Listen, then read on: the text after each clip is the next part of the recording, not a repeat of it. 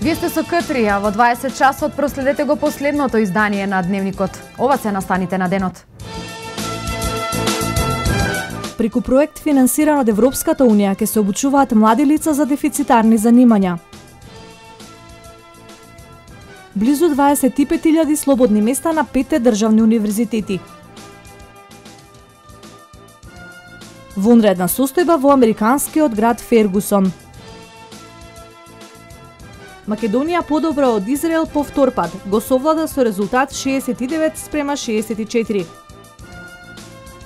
За останатите содржини по блокот реклами, останете со нас.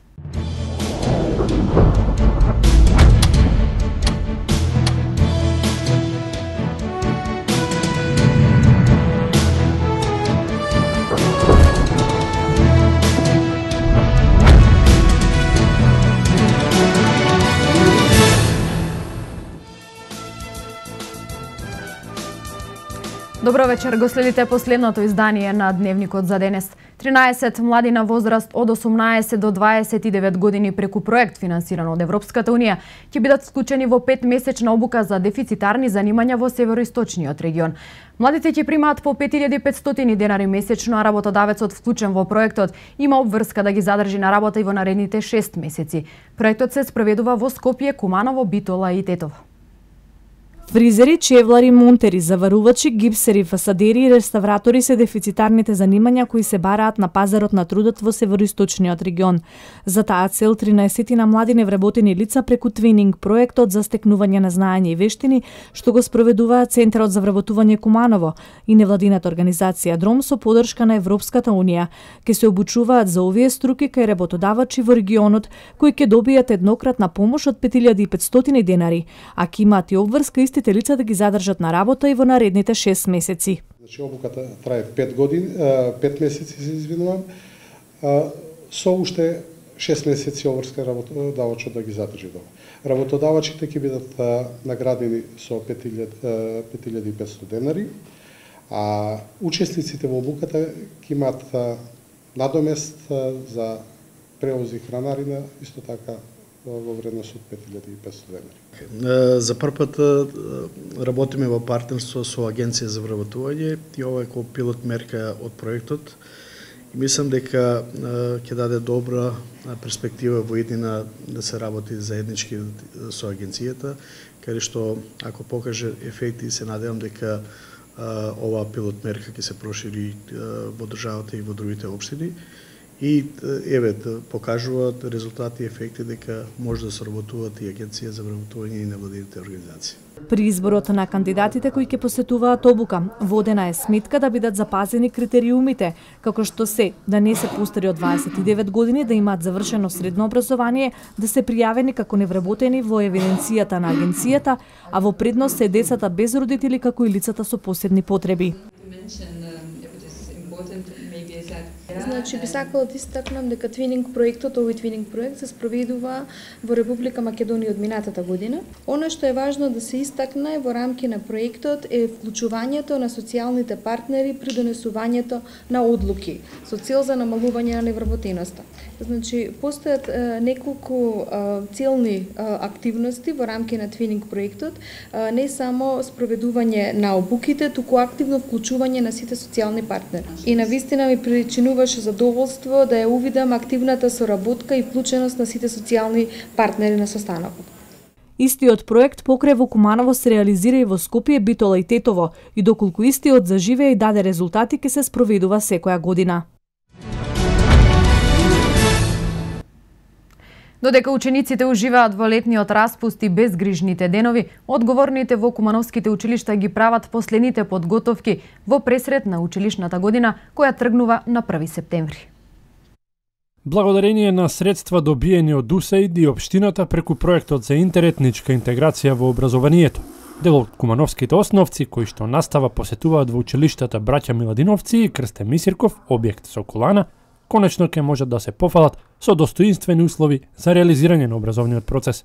Проектот за реновирање е во завршна фаза. Денеска имаме технички преглед кој на крајот за една недела ќе резултира со технички прием на самиот објект. За недела дена почнуваме со реновирање на тоалетите и со реновирање на предните скалила.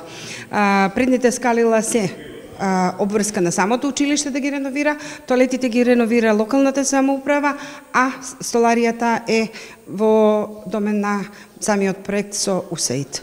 Директорката истакнува дека реновирањето е добре дојдено и долго очекувано, со цел учениците од 1 септември да изведуваат настава во безбедни и модерни услови. Проектот за мултиетничко образование, кој го реализираме преку УСАИД, трае веќе 3 години и ова е 4-та завршна фаза која влегува со реновирање на објектот за кој ние сметаме дека ни е приоритет.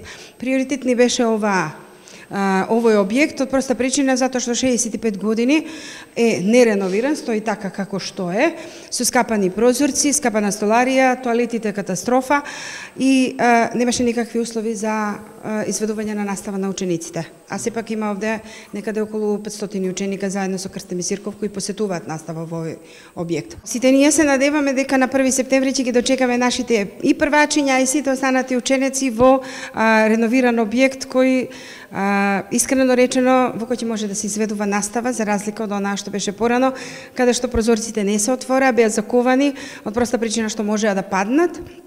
Сега се надеваме дека ќе можеме да ги отвориме и нормално да влегува воздух во училниците. Во овој училишен објект има 20 училници каде учат 360 деца од прво до 5-то оделение. Деновиве во Куманово ќе започне акција за заловување на кучиња скитници, информираа од секторот за инспекцијски надзор. Тендерот што го распиша општината е завршен. Кучињата ќе ги заловуваат екипи на ветеринарно-сточарскиот центар Тодор Велков од Куманово. За оваа намена општината од буџетот издвои 800.000 денари без вклучен ДДВ. Кучињата ќе ги заловуваат стручни екипи од ветеринарниот центар кој располага со прифатилиште, лоцирано во Кумановското село Четирце. Кумановци редовно ги информираат секторот за инспекцијски надзор за присуство на кучиња скитници во одредени делови од градот. Со претходниот тендер на подрачјето на градот беа заловени околу 300 кучиња скитници. Библиотеката Тане Ѓорѓиевски од Куманово го збогати книжниот фонд со нови наслови на книги. Читателите ќе можат да позајмуваат нови книги бестселери. Некои моментално најпопуларни светски автори се застапени со по неколку изданија. Во насока да им понуди на сограѓаните начин да ја разиграат летната монотонија, градската библиотека Тане Ѓорѓиевски од Куманово неодамна набави нови 623 книги или 228 наслови од 10 издавачки куки. Има книги за возрастни, деца и за млади. Најголем дел од книгите веќе се обработени, уште 1/10 останува да се обработи и да се стави на користење на читателите. Се работи за белетристика за сите возрасти од последниот сајм на книгата. Настојувавме што поцелосно да ги опатиме најновите изданија. Во ова набавка имаме 228 нови наслови или 623 книги, обезбедени од 10 познати издавачи од нашата држава. Во оваа набавка верувам дека секој читател ќе најде нешто за своја душа, по своја желба, по свој избор, по своја потреба, бидејќи застапени се сите литературни жанрови од белетристиката, почнувајќи од македонскиот роман до светските бестселери, реков од сите литературни жанрови, трилери, љубовни, историски романи, криминалистички, научна фантастика, современи романи за деца и млади, се до сликовници за најмладите читатели. Можам да кажам дека фреквенцијата во библиотеката е речиси еднаква како и во текот на целата година. Од Сабајле до крајот на работното време постојано не посетуваат нашите корисници на фондовите или студенти сега посебно, еве пред сесијата учат во читалната. За разлика од учебната година, сега малку, односно многу повеќе се бара слободна литература, додека во текот на годината доминираат лектирите. Набавката чини скоро 200.000 денари, до крајот на годинава ќе има набавка на лектири и уште една набавка на слободна литература. Волонтери на Црвен крст Куманово продолжуваат со акција за помош на мигрантите. На железничката станица Табановце ќе бидат поставени 4 бараки. Бараките се поставуваат со цел да имаат мигрантите каде да се одмораат и да преспијат. Тие транзитираат низ земјава и вообичаено во раните утрински или вечерни часови со воз од Македонија заминуваат за Србија во намера да стигнат во некоја европска земја и да побараат азил. Монтираните бараки на табанот ќе бидат поставени се додека има присутни мигранти. Последниве месеци низ земјава помина или се задржаа голем број на мигранти, поради кој владата донесе закон со кој на мигрантите им се овозможува престој од 72 часа во земјава, а по поминувањето на временскиот рок тие се должни да ја напуштат државата или да побараат право за азил.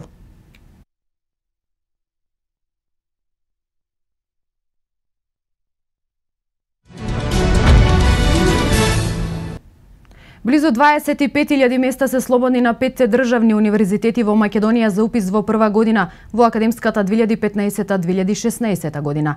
Пријавувањето на кандидати во првиот рок почнува оваа недела.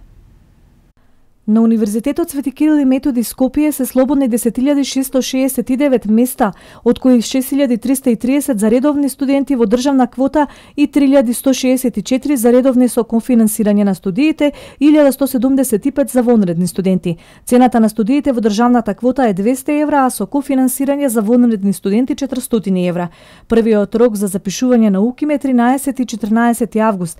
Резултатите ќе бидат објавени на 18, а на 24-25 август е запишувањето на кандидатите. Вториот уписен рок на Скопскиот универзитет е на 3 септември, а третиот на 16 септември на факултетите на кои што ќе има слободни места.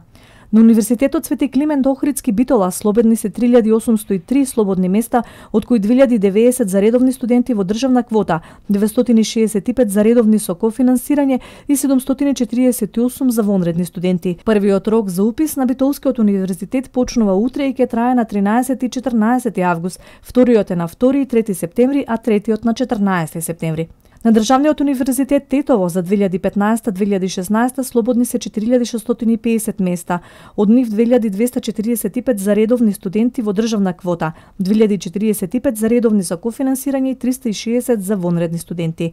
На Тетовскиот универзитет пријавувањето на кандидатите во првиот рок е на 18 до 21 август, а вториот од 1 до 4 септември. Универзитетот Гоце Делчев Штип објави конкурс за 5390 места, од кои 3172 за редовни студенти во државна квота, 1208 за редовни со конфинансирање на студии и 1010 за вонредни студенти. На УГД Штип првиот уписен рок е на 12, 13 и 14 август, вториот рок е на 24 и 25 август, а третиот на 4 септември. Универзитетот за информатички науки и технологии Свети Апостол Павле Охрид има 440 места за студенти во наредната академска година. Од нив 220 места се за редовни студенти во државна квота, 110 за редовни со кофинансирање и 110 за вонредни студенти. Првиот рок за пријавувањето на кандидатите таму е на 14 и 15 август, вториот на 3 септември и третиот на 16 септември. Информации за критериумите за упис се наведени во конкурсите на универзитетите кои се објавени на нивните веб страници. Водечкиот ирски провајдер на софтверски решенија за глобалниот финансиски пазар Баракуда FX ќе инвестира во Македонија. На својата интернет страница компанијата објави дека одлуката за проширување на деловните активности во Македонија е официјализирана.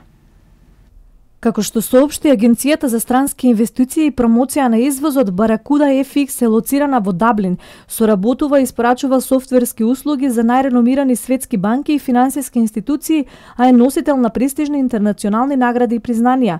Во конкуренција на повеќе првично селектирани земји како резултат на упорната работа на владиниот економски тим за реализација на овој проект, предводен од вице-премиерот Владимир Пешевски, заменик директорот на Инвест Македонија Климент Шекеровски, Македонија е избрана како најповолна дестинација за идните развојни планови на Баракуда FX, информира агенцијата. Активностите за отварање центар за истражување и развој во Македонија, ирската компанија најавува ќе ги започне наскоро. Тоа ќе значи можност за вработување, обука и досоувршување на домашниот кадар од информатичките науки. Според вице-премиерот Пешевски, задоволството од успехот да се привлече ваква респектабилна компанија е огромно и е последица на макотрпната работа низ владини реформски проекти и континуиран ангажман за креирање севкупен поволен деловен амбиент во Македонија, како и негувањето на долгорочно партнерство со бизнис заедницата.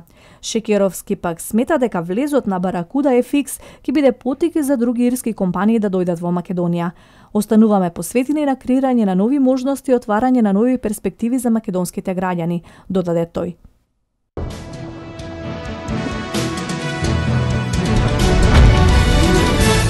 По вестите од Македонија да ги проследиме и вестите од светот. Властите прогласија вонредна состојба во американскиот град Фергусон под водневните протести и уличното насилство со употреба на огнено оружје, што избувнаа во текот на демонстрациите по повод минатогодишното убиство на младиот црнечки тинејџер Майкл Браун, кој беше застрелан од полицаец белец. Одлуката за вонредна состојба во Фергусон се објаснува со намерата на властите да воспостават контрола во овој мал град со мнозинско црнечко население во неговата околина. Полицијата и безбедносните сили очекуваат продолжување на протестите, откако во текот на демонстрациите во неделата доцна вечерта беше тешко ранет друг црнечки тинејџер, 18-годишниот Тајрон Харис, кој подоцна беше обвинет за вооружен напад врз еден полицаец. Локалната полиција предупреди дека оние кои напаѓаат полиција со огнено оружје, со запаливи бомби и камења, кои подметнуваат пожари и блокираат патишта, не се демонстранти, туку криминалци. Полицијата досега уапси 50 лица, меѓу кои има и некои активисти за човекови права. Гувернерот на сојузната држава Мисури, Джей Никсон, повика денеска протестите што се организираат да бидат мирни и без насилство. Во Јапонија изутринава беше рестартиран нуклеарен реактор по повеќе од 4 години од трагедијата од 2011 година во Фукушима, кој доведе до стопирање на работата на сите нуклеарни централи во земјата од септември 2013 година. Реакторот 1 на централата Сендај на 1100 км југозападно од Токио, во префектурата Кагошима, беше рестартиран во 10:30 часот по локално време. Јадрото ќе влезе во верижна реакција од 23 часот и од петок ќе почне да генерира електрична енергија, која ќе биде пуштена во промет од почетокот на следниот месец. Сакам рестартирањето да биде извршено при целосно гарантирање на безбедноста, кој треба да биде приоритет, изјави синоќа јапонскиот премиер Шинзо Абе. Рестартирањето беше означено како грешка од Наото Кан, премиер за време на катастрофата во Фукушима, кој потоа стана еден од нагласните противници на нуклеарните активности. Веќе трет ден украинските пожарникари се обидуваат да изгаснат пожар кој избувна викендов во забранетата зона околу нуклеарната централа Чернобил. Продолжува гасењето на шумскиот пожар кој зафати површина од околу 60.000 хектари. Во 7 часот утринава ситуацијата е под контрола, потврди украинските служби. Во гасењето на огнената стихија учествуваат 100 лица и 27 технички единици, вклучувајќи 3 противпожарни авиони и 1 хеликоптер. Предходниот голем пожар во забранетата зона избувна на 29 јуни во истиот шумски комплекс, откако се запалила сува трева. Тогаш огнот зафати површина од околу 130 хектари. Google во текот на вчерашниот ден ја најави можеби досега најголемата промена во компанијата од нејзиното основање. Се работи за креирање на нова компанија во чија целосна сопственост ќе биде досегашната Google. Името на новата компанија Alphabet, на нејзино чело ќе застанат основачите, односно Лари Пејдж како главен директор на компанијата и Сергеј Брин како претседател на одборот. Сите досегашни акции на Google ќе бидат пренесени во новата компанија во која што ќе биде исто така достапна на берзата. Google со ова преструктурирање ќе стане нешто помала компанија. Тоа значи дека ќе продолжи да работи со основните бизниси, оние поврзани со самиот почеток на компанијата, како што се пребарување Android, YouTube, реклами и слично.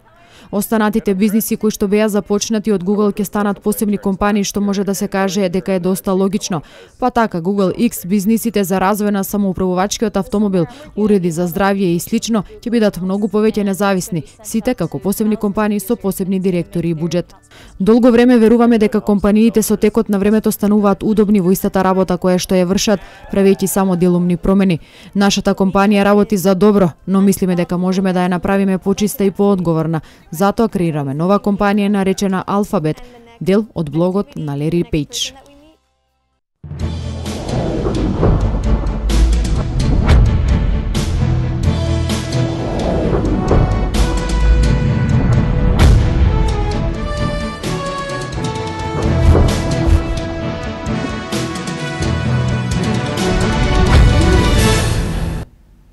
Македонската кошаркарска репрезентација ја забележа и третата победа во низа во подготовките за Евробаскет 2015, втора над селекцијата на Израел, овој пат извојувана во Скопје со резултат 69-64. Црвено-жолтите повторно прикажаа добра игра, не дозволувајќи му на Израел да дојде до прва радост на македонско тло, откако оваа селекција го загуби предходниот меч во Охрид од селекцијата на Украина. Слично како и на првиот надпревар одигран во Охрид, гостите беа подобар ривал само во првите 2-3 минути, кога поведоа со 2-8. Дамјан Стојановски со тројка ја разбуди македонската селекција, која потоа го сврте резултатот во своја полза и го контролираше темпото на игра се до самиот крај. Првата четвртина заврши со водство на црвено-жолтите од 24-17, а предност предноста на полувреме беше двоцифрена 46-33. Се што успеа да стори Израел е да се приближи до минус 6 во финишот од третата четвртина, на што одговори со тројка на Брчков, па периодот заврши со резултат 58-50. Во последните 10 минути гостите повторно влегоа во ритам, намалувајќи го нашето водство на 65-60, а во вистински момент два напади реализираше Војдан Стојановски, па израелскиот селектор беше принуден да земе тајм-аут на 2,5 минути до крајот при резултат од 69-60. Македонија во следните 150 секунди не постигна поени, но ниту израелците не беа расположени за реализација, па мечот заврши со конечни 69-64.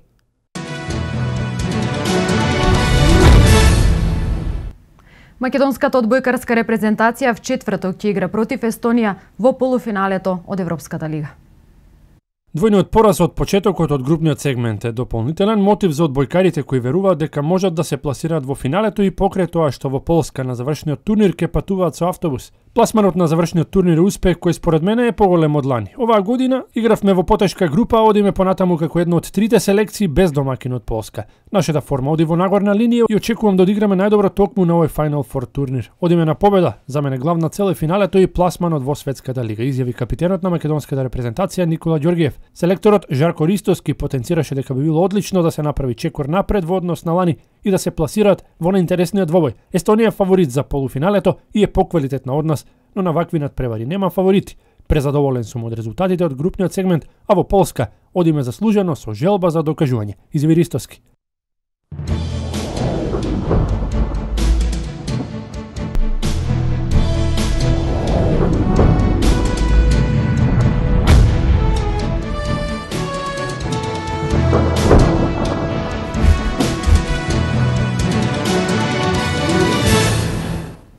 Какво време ќе има североистокот, погледнете од временската прогноза.